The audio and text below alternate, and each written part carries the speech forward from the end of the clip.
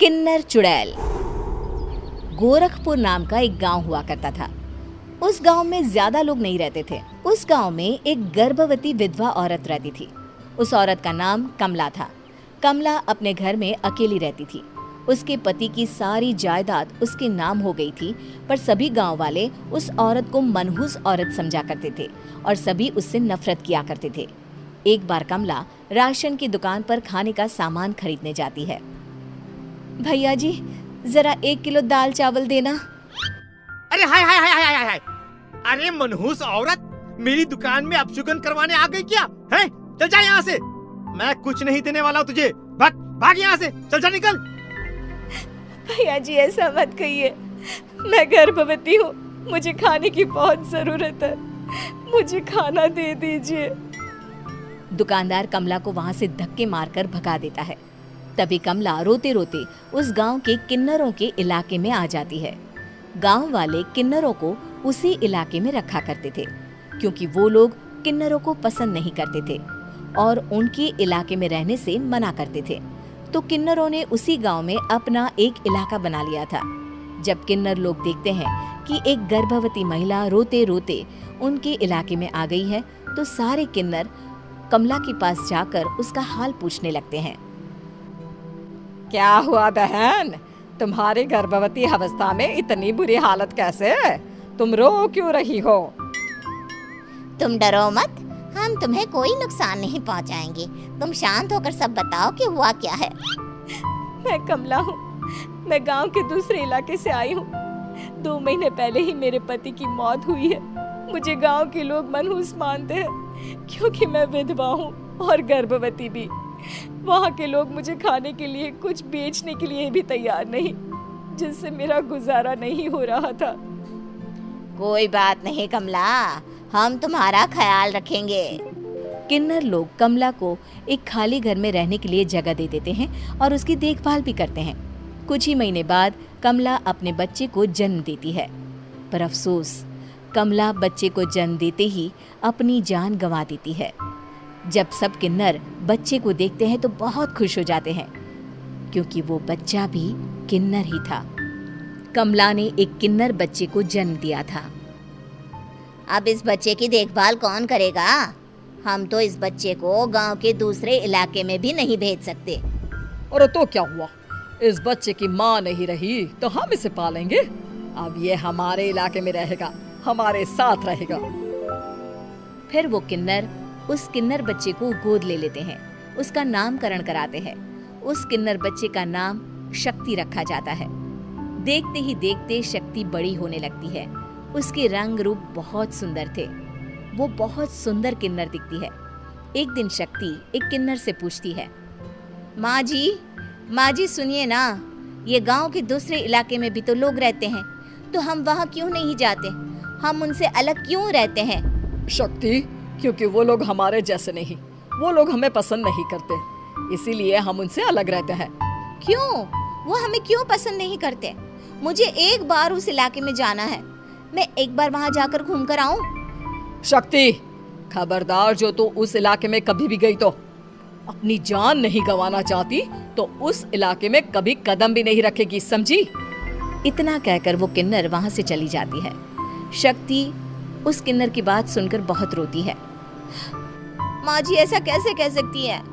उन्होंने इतनी सी बात के लिए मुझे इतना डांटा। अब तो मैं उस इलाके में जरूर जाऊंगी। फिर एक दिन शक्ति गांव के दूसरे इलाके में चुपके से जाती है। ये लोग तो हमारे जैसे ही इंसान हैं, तो ये हमसे नफरत क्यों करते हैं? जब शक्ति उस इलाके में पहुंचती है तो गांव के सारे आदमी उसके रूप से मोहित हो जाते हैं। वो लोग ये अंदाजा नहीं लगा पाते कि वो किन्नर है।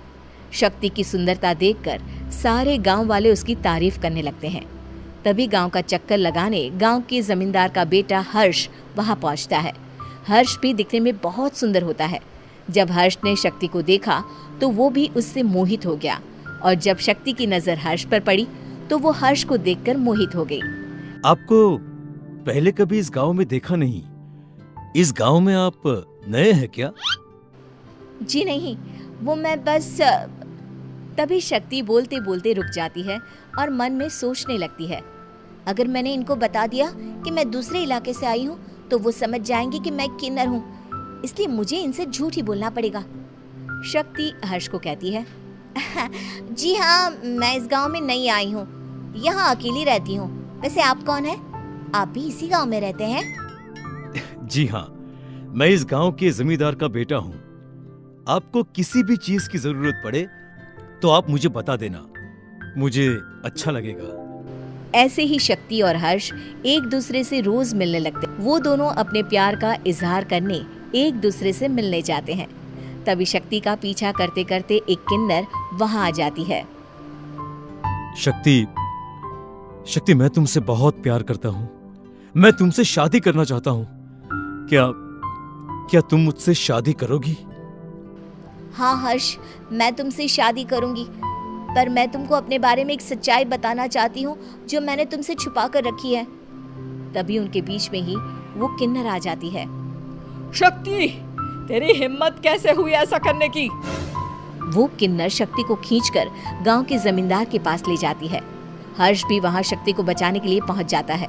जमींदार शक्ति और हर्ष के प्यार के बारे में सुनकर गुस्से में आ जाता है और शक्ति को गांव के बाहर निकालने की सजा देता है। शक्ति ये बात सहन नहीं कर पाती और कुएं में कूदकर अपनी जान दे देती है। जमींदार हर्ष की शादी गांव की एक लड़की से करवा देता है, पर हर्ष इस शादी से खुश नहीं होता। शक्ति अपना बदला लेने के लिए मरने के बाद किन्नर चुड़ैल बन जाती है। अब मैं इन गांव वालों को नहीं छोड़ूंगी, अब इनसे मैं अपने प्यार का बदला लूंगी। किन्नर चुड़ैल गांव वालों को परेशान करना शुरू कर देती है। एक बार वो रात को गांव के खेतों में पहुंच जाती है और वहां आग लगा देती है। सारी फसल जल के राख हो जाती है। जब एक आदमी रात को उठकर देखता है कि खेत में आग लग गई है तो वो वहां पहुंच जाता है। वो देखता है कि खेतों के बीचों बीच एक किन्नर चुड़ैल खड़ी है और वहां खड़े होकर ताली बजा रही है। गांव वाला किन्नर चुड़ैल को देखकर बेहोश हो जाता है।